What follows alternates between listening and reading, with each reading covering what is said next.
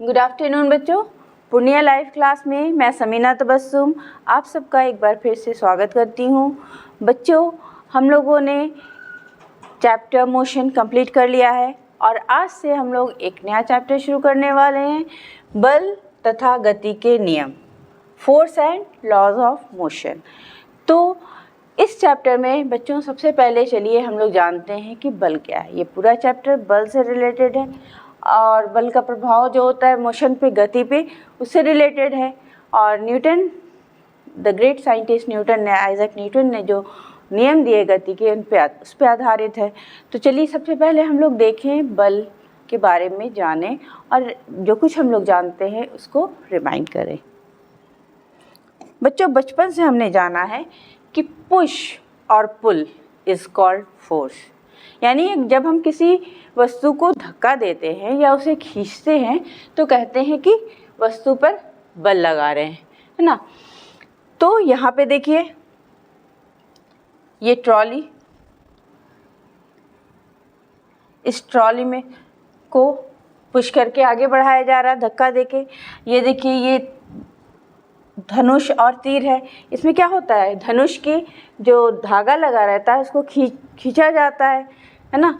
तो ये यहाँ पर भी हम लोग क्या कर रहे हैं, खींच रहे हैं। ये फोर्स ऑफ, ये देखिए ये मैग्नेट है।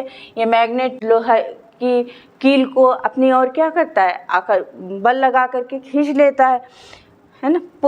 और यहाँ पे देखिए, ये एप्पल पेड़ से गिर रहा है और सीधे कहाँ पहुँच रहा है, ज़मीन पे पहुँच रहा है। ना इधर जा रहा है ना इधर जा रहा है, सीधे कहाँ पे पहुँच रहा है, तो ये ज़मीन पे जा रहा है। तो यहाँ पर भी क्या है, ज़मीन इस शेप के ऊपर क्या बल लगा रही है और यहाँ पे देखिए खींच रही है अपनी तरफ। यहाँ पे देखिए ये सतह बल लगा रही है और यहाँ पे क्या है, ये चल रहा है, इसकी गति क्या हो रही है, बढ़ रही है ना। और यानी कि इसमें एक्सेलरेशन उत्पन्न हो रहा है, त्वरण उत्पन्न हो रहा है। तो ये सब जब ये किसी ख़ास एक समान गति से कोई वस्तु चल रही है और अगर हम लोग उस पर बल लगाते हैं तो या तो उसकी स्पीड, उसकी गति क्या होती है, बढ़ जाती है या फिर घट जाती है। तो ये सब बल के कारण हो रहा है। ये देखिए, जब हम लोग किसी दरवाजे को खोलते हैं तो क्या करते हैं, उसको पुश करते हैं, है ना। और यहाँ पे देखिए, इसको बंद करने के लिए हम लोग क्या कर रहे हैं, यहाँ पे पुश कर रहे हैं। और पुश एंड पुल, खोलने दरवाजे को खोलने या बंद करने में या तो हम धक्का देते हैं या फिर खींचते हैं। अब चलिए आगे देखते हैं, बल के प्रभाव क्या क्या होते हैं, है ना। यानी बल के कारण कौन कौन सी बातें हो सकती हैं। तो बल, जब हम लोग किसी रुकी हुई वस्तु पे बल लगाते हैं, जैसे कि यहाँ पे देखिए ये फुटबॉल है, ये रखा हुआ है और इसको आकर के इस बच्चे ने किक किया यानी कि बल लगाया। तो बल लगाने पे क्या हो जाएगा, ये रुकी हुई फुटबॉल क्या होगी, मूव करने लगेगी, है ना, चलने लगेगी, इसमें गति आ जाएगी। तो यहाँ पे हम लोग कह सकते हैं कि बल जो है वो किसी स्थिर वस्तु में गति उत्पन्न कर सकता है। और फिर क्या है कि बल के प्रभाव और क्या क्या हैं, तो बल किसी गतिशील वस्तु को स्थिर बना सकती है, रोक भी सकती है ना। अगर रुकी हुई वस्तु को गति में ला सकती है तो गतिशील वस्तु को रोक भी सकती है, जैसे कि हम लोग गाड़ियों में करते हैं, है ना। जब गाड़ी को रोकना होता है, यानी उसको स्थिर करना होता है, तो हम लोग क्या करते हैं, उसमें ब्रेक लगाते हैं। और ब्रेक क्या होता है, ब्रेक द्वारा हम लोग बल लगाते हैं उसमें। जब बल लगाते हैं तो गाड़ी क्या होती है, रुक जाया करती है। तो बल किसी गतिशील वस्तु को स्थिर कर देता है ना। यहाँ पे देखिए, ये प्लेयर जो है वो ग्लव्स में गतिशील मोशन में थी बॉल, और उसने उससे क्या किया, पकड़ लिया, रोक दिया। तो यहाँ पे गतिशील बॉल जो है वो क्या हो गई, स्थिर हो गई, है ना, रेस्ट में आ गई, विराम में आ गई। और क्या कर सकता है बल किसी भी गतिशील वस्तु की दिशा को बदल सकता है। अब यहाँ देखिए, बॉलर ने बॉल की, है ना, बॉल की फेंकी और ये बैट्समैन के बैट से लगी और बैट्समैन ने बल्ले से बल लगाया और वो फील्ड के अलग अलग हिस्से में चली गई, है ना। तो ये है बल का प्रभाव कि बल किसी वस्तु की गति की दिशा को बदल सकता है। ठीक है, अब और चलिए आगे देखते हैं हम लोग क्या प्रभाव है, क्या क्या इफेक्ट पैदा कर सकता है बल। तो बल किसी गतिशील वस्तु के वेग में परिवर्तन कर सकता है। कोई वस्तु चल रही है, बाइक चला रहे हैं आप, है ना, तो किसी एक समान गति से चल रही है, और जब उसमें एक्सेलरेटर दबाते हैं, एक्सेलरेटर दबा करके हम लोग क्या करते हैं, बल लगाते हैं, तो क्या होता है, उसकी गति बढ़ जाती है, यानी कि गति बढ़ जाती है। या फिर ब्रेक लगाते हैं तो उसकी गति घट जाती है। तो बल लगाने पर गति को बढ़ाया या घटाया जा सकता है। तो इस तरह से बल क्या करता है कि वस्तु के वेग में परिवर्तन ला सकता है। यहाँ पे देखिए ये बॉल है, ये ग्राफ क्या बता रहा है बच्चों, ये कल पिछली क्लासेस में आप लोगों ने देखा था कि ये ग्राफ बता रहा है कि जो बल लगा रहे हैं तो इसकी गति, ये दूरी, विस्थापन और समय के बीच का ग्राफ है। तो ये वस्तु की दोनों के बीच का दूरी और समय के बीच का ग्राफ क्या बताता है, गति को बताता है, वेग को बताता है। तो ये ग्राफ बता रहा है कि वेग जो है बढ़ता जा रहा है, जब इस पर बल लगाया गया तो इसका वेग बढ़ रहा है ना। और क्या कर सकता है बल, तो बल लगाने से वस्तु के आकार में परिवर्तन आ सकता है और उसकी आकृति में, शेप में भी परिवर्तन आ सकता है। जैसे कि यहाँ पे हम लोग देखें कि रबर का बॉल है, इस पे हमने बल लगाया, तो बल लगाया तो क्या हुआ, इसका आकार बदल गया, है ना। ये बिल्कुल राउंड स्फीयर गोले की तरह था और ये एक अंडे की शेप का हो गया, है ना। इसी तरह पत्थर के टुकड़े पे जब हम लोग हथौड़े से बल लगाते हैं तो क्या होता है, छोटे छोटे टुकड़ों में वो बदल जाता है। तो इस तरह से वो क्या हो रहा है, बल लगाने पे उसकी आकृति में परिवर्तन हो जा रहा है। इसके अलावा बच्चों हम लोग जब ड्राइंग रूम में सोफे पे बैठते हैं, स्प्रिंग वाले सोफे पे, तो क्या होता है, स्प्रिंग पे बल लगता है तो सोफ़ा नीचे धंस जाता है ना। तो यहाँ पे भी क्या हो रहा है, उसकी आकृति में परिवर्तन हो रहा है। तो ये सारे प्रभाव है बल के। जब किसी वस्तु पे बल लगता है तो वो उसमें कौन कौन सी परिवर्तन, चेंजेस ला सकता है। अब चलिए देखिए बल की संकल्पना, ज़रा सोचिए कि बल क्या है ना। ये देखिए, ये एलिफेंट है, हाथी है, इसका मास, द्रव्यमान कितना दिया हुआ है, 1000 किलोग्राम है। और ये एक छोटी सी बच्ची है या छोटी सी डॉल है, ये 1 किलोग्राम, जिसका द्रव्यमान कितना है, 1 किलोग्राम है, 1 किलोग्राम है ना। तो इस हाथी पे पृथ्वी द्वारा लगाया गया गुरुत्वाकर्षण बल कितना है, तो 10,000। पृथ्वी हर वस्तु को क्या करती है, एक बल लगा करके अपनी ओर खींचती है, गुरुत्व बल लगाती है। यहाँ इस पे भी लगेगा गुरुत्व बल और इसके ऊपर भी बल लगेगा। तो यहाँ पे देखिए कि कितना बल लग रहा है, 10,000 न्यूटन, यानी कि अगर जी का मान 10 लिया जाए तो लगभग 10,000 न्यूटन का बल लगा रही है। बल का बच्चों, बल एक भौतिक राशि है जिसका की मात्रा क्या है, न्यूटन है।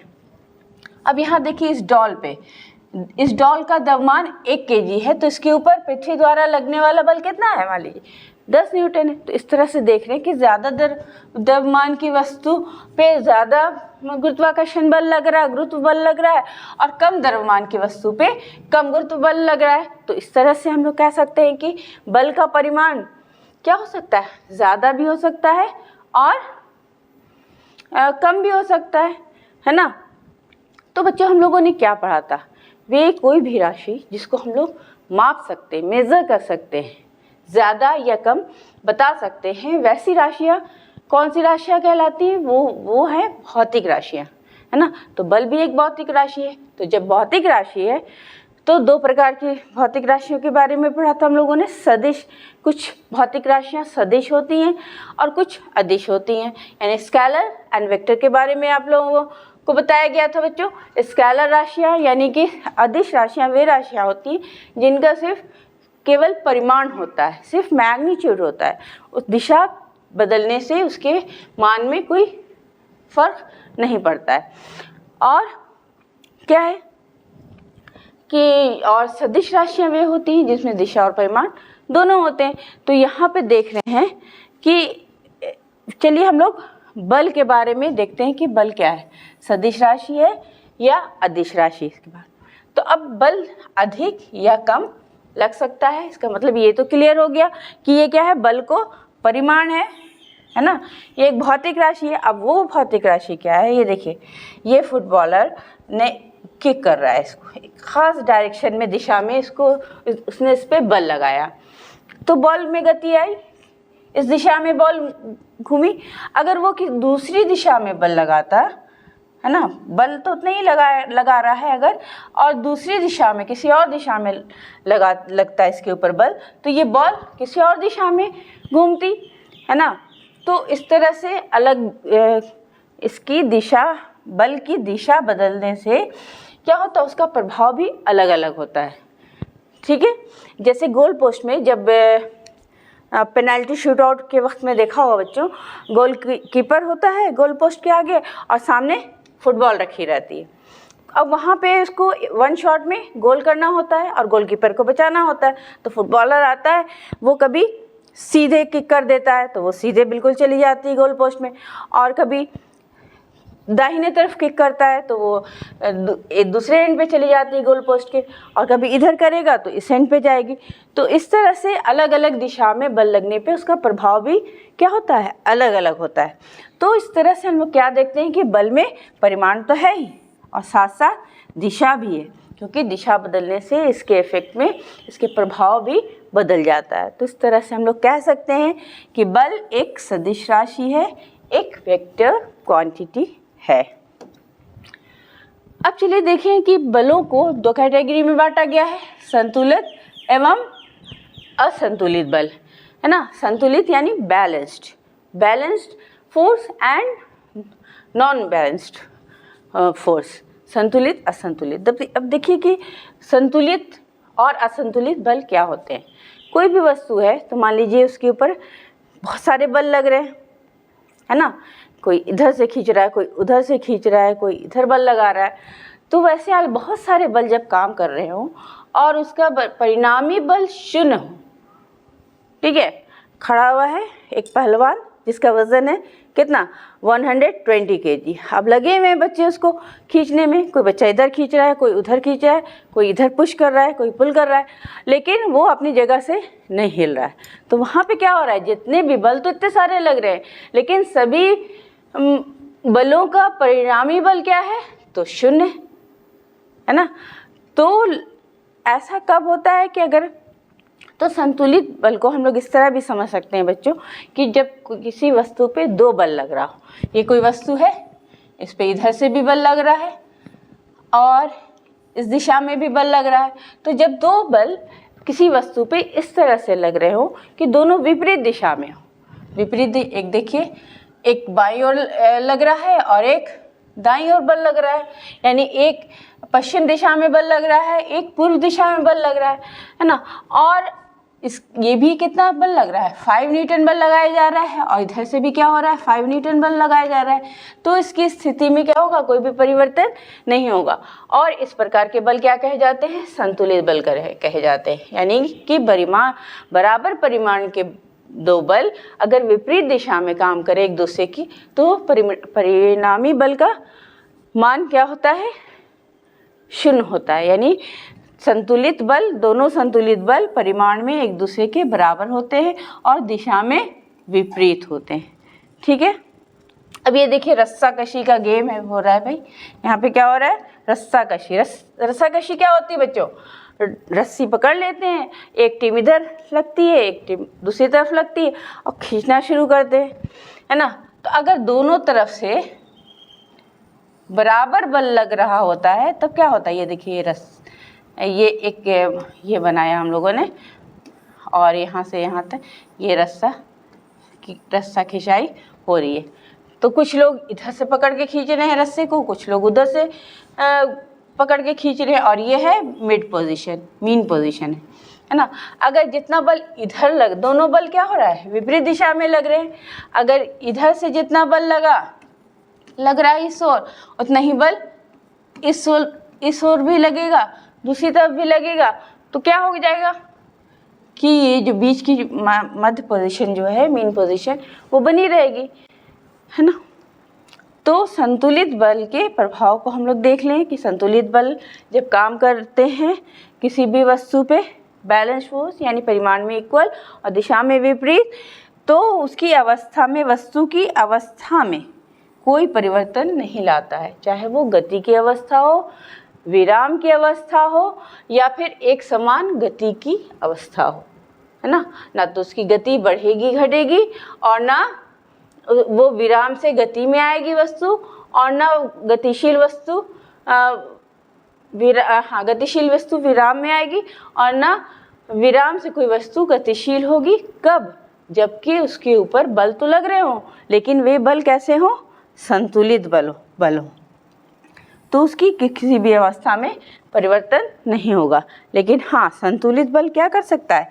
संतुलित बल वस्तु की आकृति और आकार में परिवर्तन ला सकता है। संतुलित बल, जैसे कि हम लोगों ने पिछले स्लाइड में बच्चों देखा, बॉल को, रबर की बॉल को दोनों तरफ से हम लोग क्या कर रहे थे? बल लगा रहे थे, बराबर बल लगा रहे थे और विपरीत दिशा में लगा रहे थे।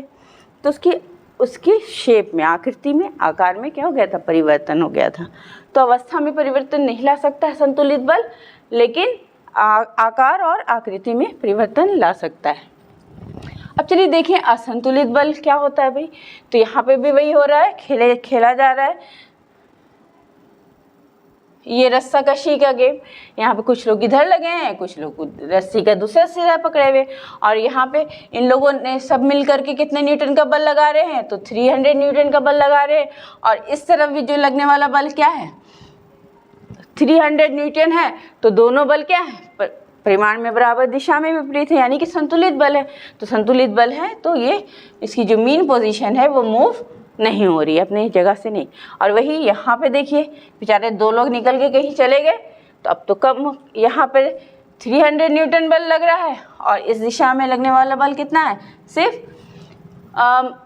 100 न्यूटन ही है। तो इन दोनों बलों की दिशा तो विपरीत है, लेकिन उनके परिमाण बराबर नहीं है।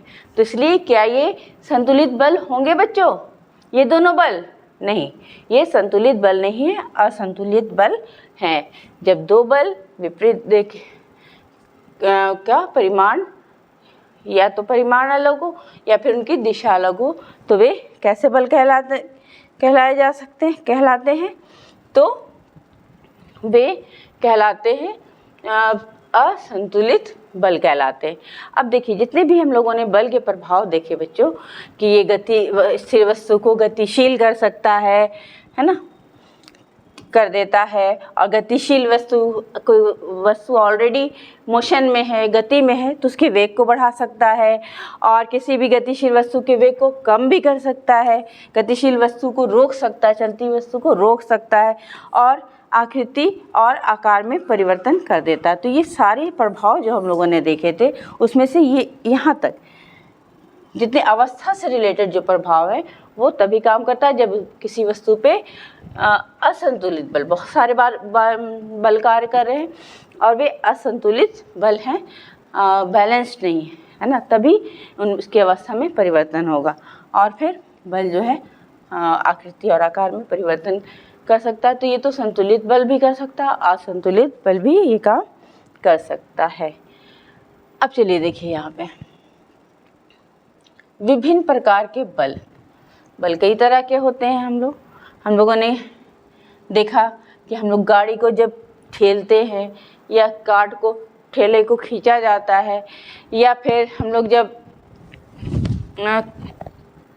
पृथ्वी द्वारा लगाया गया बल है ना, चुंबक से हम लोग खेलते हैं, बच्चे खेलते हैं ख़ास तौर पे, उसको ले जाते हैं कांटे के नज़दीक ले जाते हैं और कांटे के से दूर करते हैं, तो जब नज़दीक ले जाते हैं तो वो उसको खींच लेता है। तो अलग अलग तरह के बल हम का एग्जाम्पल, उदाहरण हम लोग अपने आसपास देखते हैं। तो चलिए हम लोग देखते हैं कि उसको कैसे कैटेगराइज किया गया है, किन किन प्रकार के बलों में उसको बांटा गया है। तो सबसे पहले मुख्य रूप से बल को दो कैटेगरी में बांटा गया है, स्पर्श बल और दूरी पर क्रिया बल।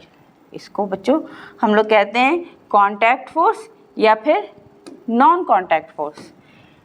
स्पर्श बल हुआ कांटेक्ट फोर्स, यानी कि बल लगता है जब एक वस्तु दूसरी वस्तु के कांटेक्ट में आती है, स्पर्श में आती है और उस पर क्या करती है, बल लगाती है। और नॉन अस्पर्श बल या फिर इसको कहते हैं दूरी पर क्रिया बल, यानी कि दो वस्तुएं दूरी पर है ना, फिर भी उनके बीच क्या हो रहा है, बल लग रहा है, आकर्षण बल या विकर्षण बल काम कर रहा है, तब हम लोग इसको कहेंगे कि दूरी है फिर भी बल कार्य कर रहा है, और इसको दूरी पर क्रिया बल या फिर force action at a distance कहते हैं, है ना। और अस्पर्श बल भी कहते हैं, नॉन कॉन्टैक्ट फोर्स भी कहते हैं।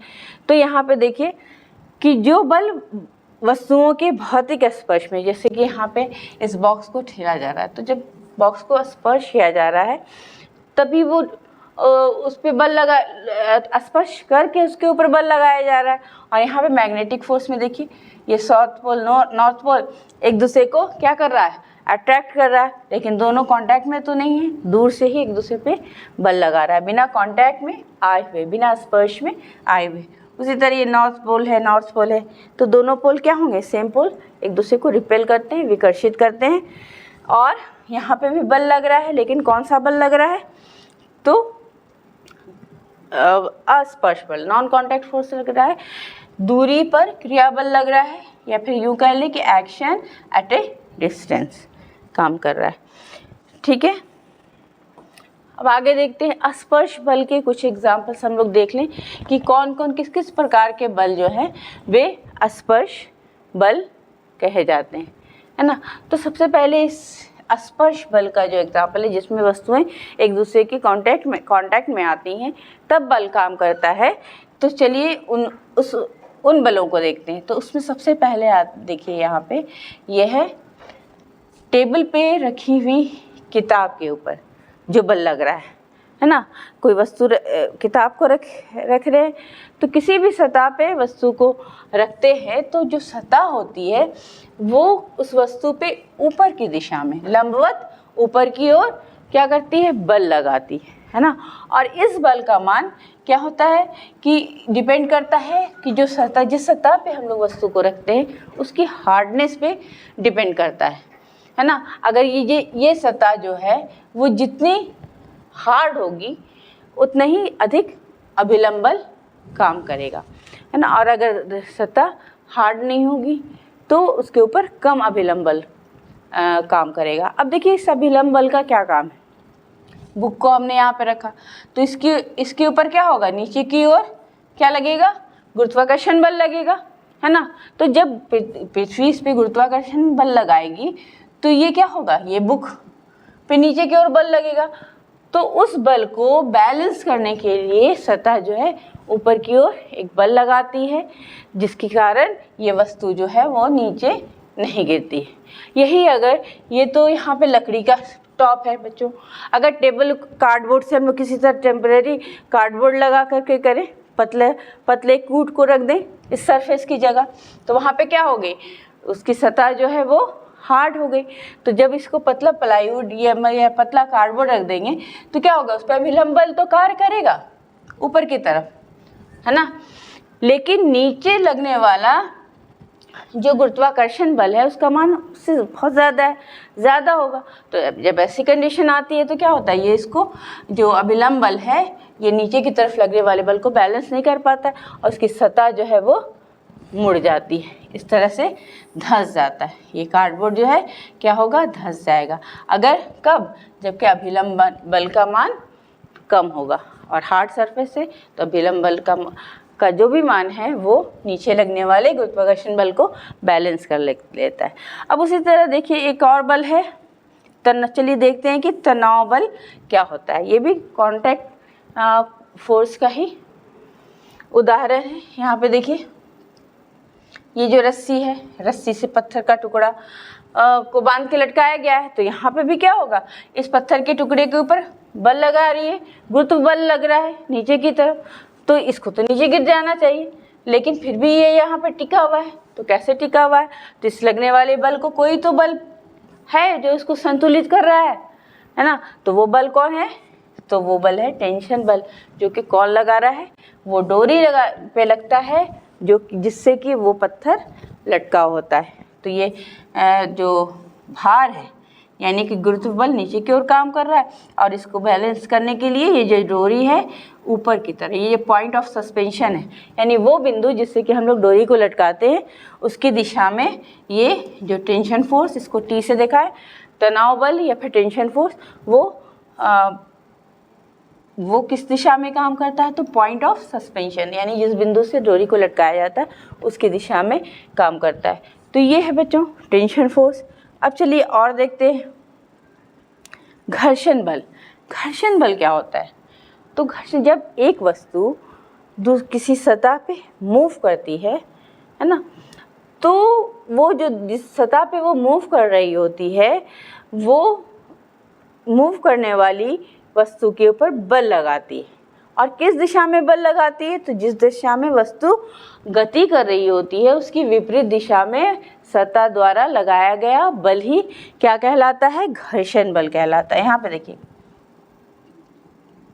यहाँ पे इस डब्बे को मूव कराया जा रहा है ये ग्राउंड के ऊपर, तो ग्राउंड के ऊपर जब ज़मीन के ऊपर इसको मूव किया जा रहा है तो ये गति में आ रही है, लेकिन इसके ऊपर जो सतह है, ये ज़मीन की सतह, वो उल्टे डायरेक्शन में एक बल लगाती है, जिससे आपको इसको स्लाइड करने में क्या होता है?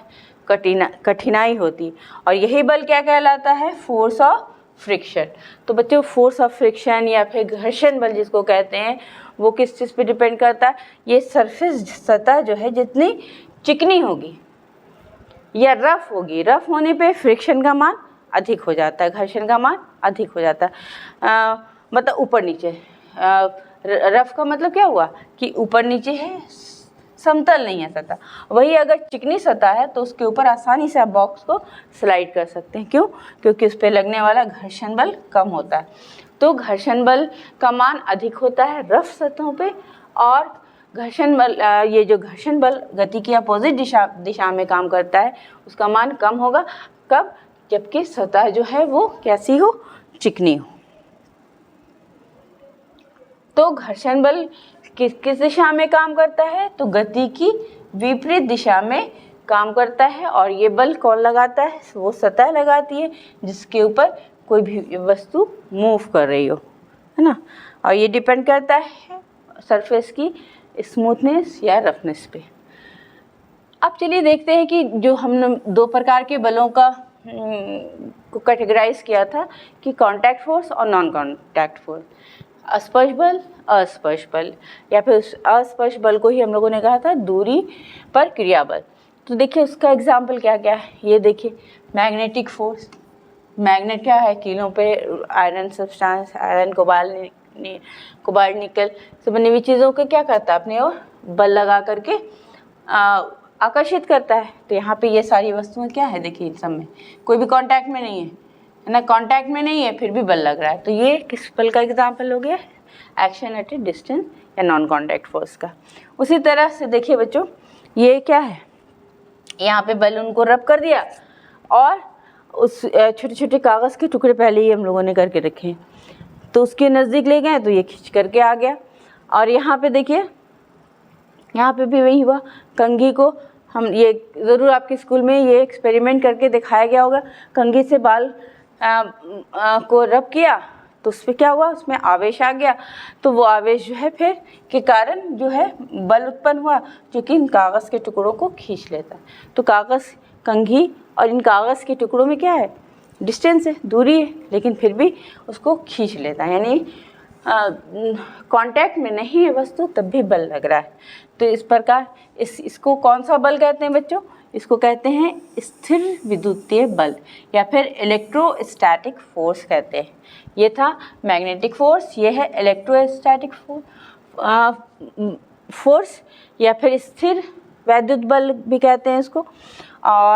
और फिर आइए ये देखिए गुरुत्वाकर्षण बल। गुरुत्वाकर्षण बल क्या होता है बच्चों? कोई भी दो वस्तु एक दूसरे पे बल लगाती है ना, एक दूसरे को एक बल लगा करके आकर्षित करती है, वो बल ही क्या कहलाता है? गुरुत्वाकर्षण बल कहलाता है। यहाँ पे देखिए, यहाँ पे अर्थ है, मून है, तो जब ये घूमता है तो एक दूसरे पे बल लगाता है, इसी की वजह से ये एक फिक्स्ड ऑर्बिट में घूमता रहता है। ये सैटेलाइट ये पृथ्वी के चारों तरफ, या फिर पृथ्वी जो है और सूर्य के चारों तरफ एक फिक्स ऑर्बिट में घूमती रहती है, तो उसका वजह क्या है, दोनों के बीच लगने वाला गुरुत्वाकर्षण बल के कारण ही लगातार लगता रहता है, जिससे कि वो दूसरी दिशा में नहीं जाती। तो ये गुरुत्वाकर्षण बल में भी दो वस्तुएं क्या है, कांटेक्ट में नहीं है, लेकिन उनके बीच बल काम कर रहा है। तो इस तरह का बल नॉन कांटेक्ट बल का एग्जाम्पल है। तो इस तरह से हम लोगों ने देखा कि magnetic force, electrostatic force, gravitation force, ये सब किसके एग्जाम्पल है, तो नॉन कांटेक्ट फोर्स के बराबर है। तो बच्चों हम लोगों ने बल के बारे में जान लिया। अब चलिए बल तथा गति के नियम, आपके चैप्टर का टॉपिक क्या है, बल तथा गति के नियम। तो चलिए हम लोग देखते हैं थोड़ा गति के नियमों को, कि गति के बारे में क्या कहा है हमारे वैज्ञानिकों ने।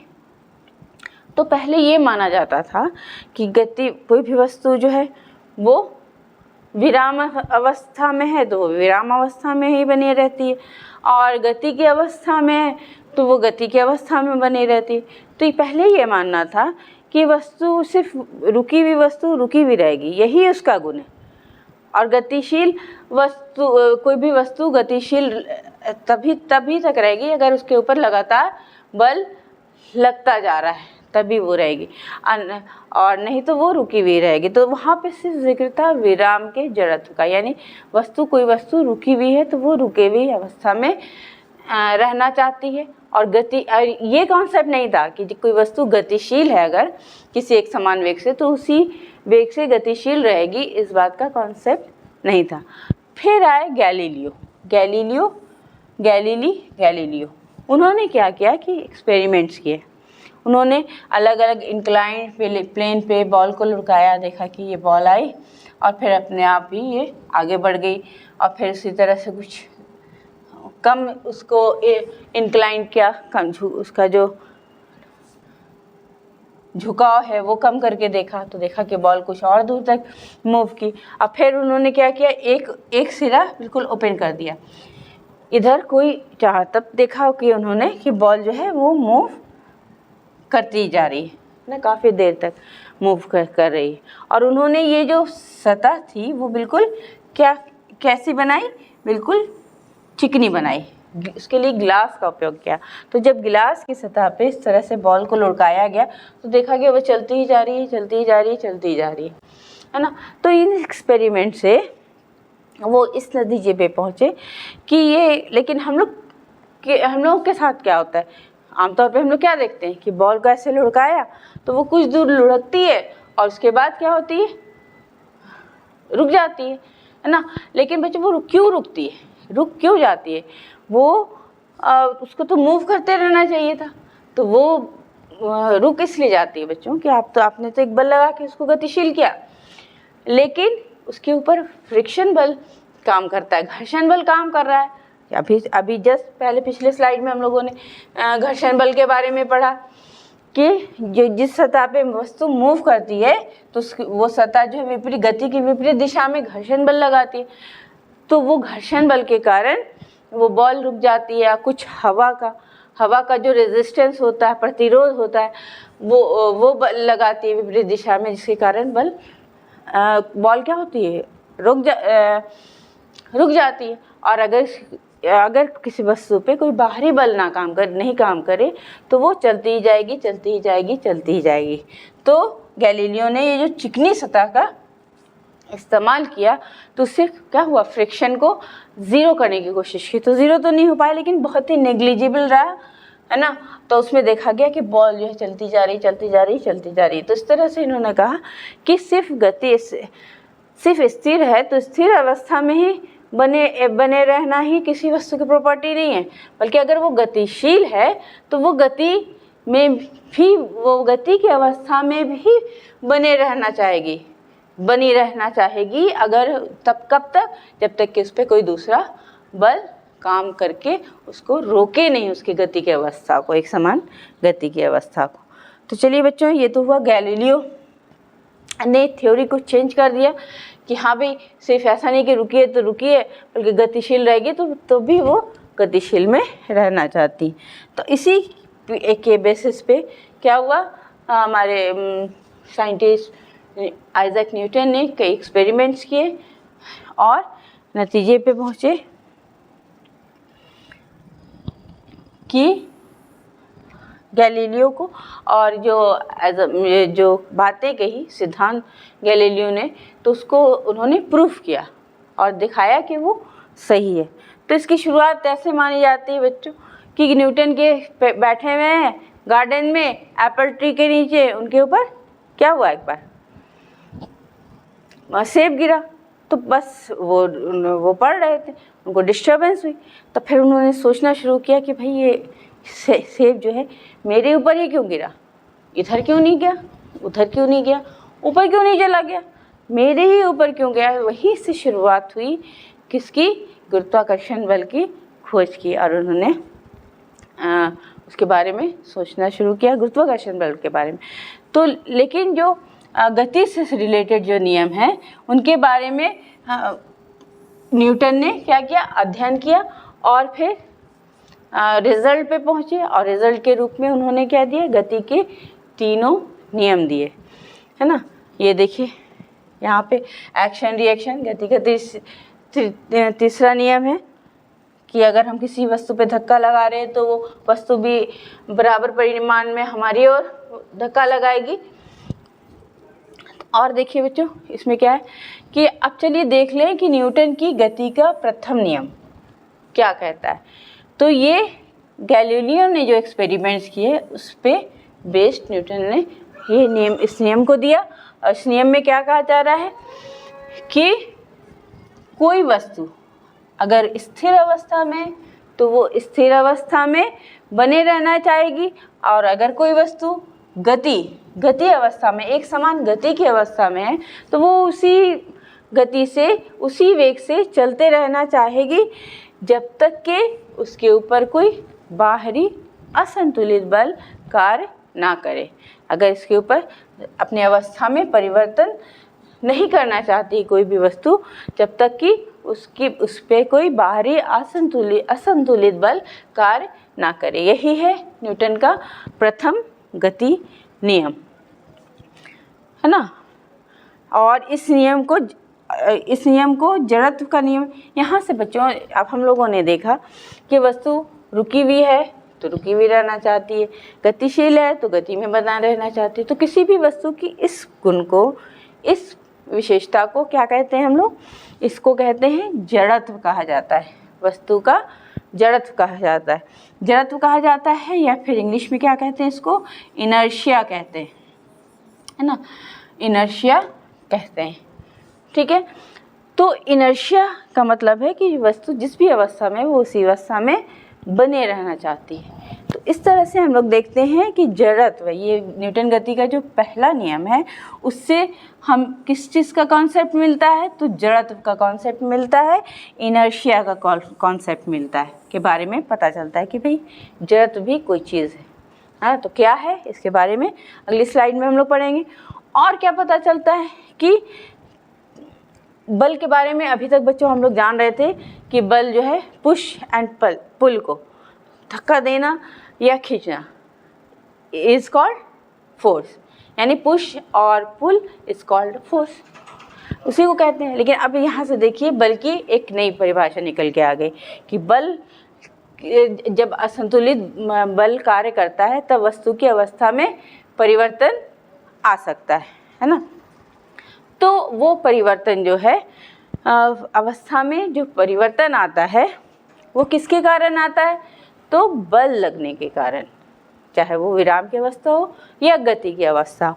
तो यहाँ पे हम लोग क्या देखें, यहाँ से तो न्यूटन का जो प्रथम गति नियम है उससे एक तो जड़त्व की परिभाषा निकल करके आई, और दूसरा बल की भी परिभाषा, उससे बल की परिभाषा भी निकल के आती है। यानी कि बल वो का, यहाँ से हम लोग एक नई डेफिनेशन पाते हैं बल की, कि बल वह कारक है जो किसी वस्तु की एक समान गति की अवस्था या विराम की अवस्था या फिर गतिशील वस्तु को गतिशील कर सकती है ना, उसकी अवस्था में परिवर्तन ला सकती है।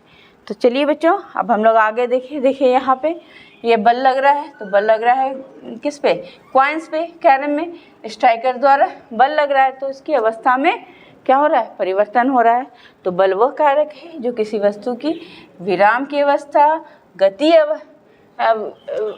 अवस्था में परिवर्तन ला सकता है। अब चलिए देखिए हम लोग जड़त्व, हम लोगों ने बच्चों जड़त्व का जिक्र किया कि जड़त्व क्या है। तो जड़त्व जो है वो किसी वस्तु का गुण है जिसके कारण वह अपनी विरामावस्था या एक सरल रेखा में एक समान गति की अवस्था में परिवर्तन का विरोध करती है। तो जड़त्व दो प्रकार के होते हैं, जैसा कि हम लोगों ने कहा कि विराम की अवस्था को भी बनाए रखना चाहती है, अगर विराम में है तो, गति में है तो गति की अवस्था को बनाए रखना चाहती है कोई भी वस्तु अपनी। तो इस तरह से जड़त्व के भी हम लोग दो प्रकार को देखते हैं। कौन सा जड़त्व, गति का जड़त्व और विराम का जड़त्व, गति का जड़त्व और विराम का जड़त्व, ठीक है। तो विराम का जड़त्व और गति का जड़त्व। तो विराम का जड़त्व क्या होता है, मान लीजिए देखिए कि आप खड़े हैं एक जगह पे, ठीक है, आप एक जगह पे खड़ी है। फिर इस एग्जाम्पल में देखिए आप, यहाँ पे गिलास है, गिलास के ऊपर क्या है, कार्डबोर्ड रखा हुआ है और इसके ऊपर कॉइन रखा हुआ है। तो ये तीनों क्या है, विराम में है। तो सबके अंदर क्या है, विराम का जड़त्व है, ठीक है। लेकिन किसी तरह आप जब इसको हिट कर देते हैं, अचानक बल लगाते हैं, तो बल लगाने से ये जो कार्ड है वो तो क्या होता है, गति में आ जाता है, वो मोशन में आ जाता है। लेकिन विराम के जड़त्व के कारण ये सिक्का जो है वहीं बना रह जाता है और फिर कार्ड के हटते ही वो क्या होता है, गिलास में गिर जाता है। बच्चों इसको हम लोग नेक्स्ट क्लास में करेंगे, ये एक्सपेरिमेंट करके देखेंगे। या यहाँ पे ये इस तरह से देख सकते हैं बच्चों, ये है और इसके ऊपर हम लोग अगर कोई कार्डबोर्ड रख दें और इसको झटका दें हल्के से, तो क्या होगा, कार्डबोर्ड तो मूव करेगा। इसको हम लोग इस तरह से करके देख सकते हैं, ये है ना, इसके ऊपर ये हील रखी हुई है, इसको और स्टिफ रहेगा।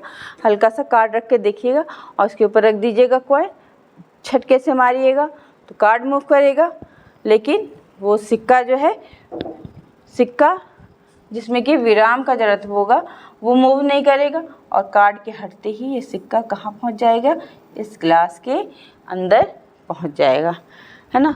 तो ये है विराम का जड़त्व। उसी तरह गति का जड़त्व का भी एग्जाम्पल हम लोग देखते हैं कि जब हम लोग गाड़ी पे कार पे जब बैठे रहते हैं तो गतिशील है कार गतिशील है और साथ साथ आपकी बॉडी भी, आप भी गतिशील हैं। तो आपके अंदर क्या है, कौन सा जड़त्व है उस वक्त, गति का जड़त्व है ना। लेकिन जब अचानक ब्रेक लेते हैं तो आप, गाड़ी तो रुक गई, आपके बॉडी का जो लोअर पार्ट है ना, वो तो रुक गया।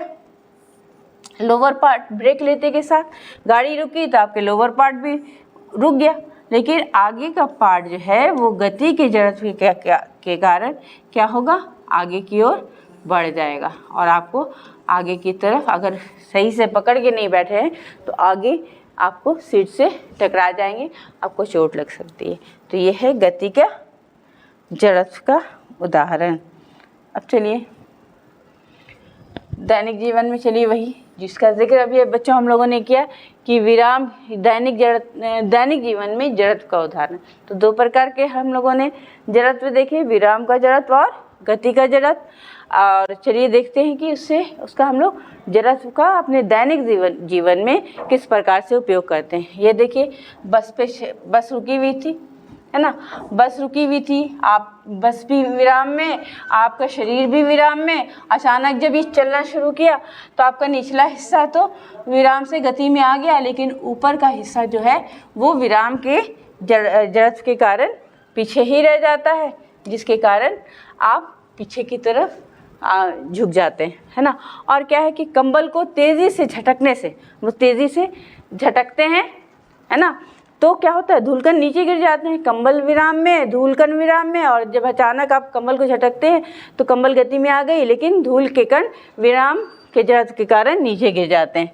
और छड़ी से पीट कर दरी की धूल का झरना, वही रीज़न है बच्चों, धूल और दरी दोनों विराम में, एक छड़ी से पीट के दरी को गति में लाया जाता है, लेकिन विराम के जड़त्व के कारण जो धूलकण है वो नीचे गिर जाते हैं। और पेड़ की शाखा को जोर से हिलाने पे फलों और पत्तियों का झड़ना, ये भी जड़त्व के कारण ही होता है, विराम के जड़त्व के कारण। कांच की खिड़की पर बंदूक से दागी गई गोली, है ना, ये कोई कांच की खिड़की है, इस पर अगर बंदूक की गोली दाग रहे हैं तो ये पूरा शीशा नहीं चटकता, बल्कि जहाँ से गोली पास करती है वहीं पर उतना ही पार्ट जो है वो क्रैक होता है। बच्चों, जड़त्व के बारे में और गति के दूसरे नियमों के बारे में हम लोग कंटिन्यू करेंगे नेक्स्ट क्लास में। तब तक के लिए जय हिंद।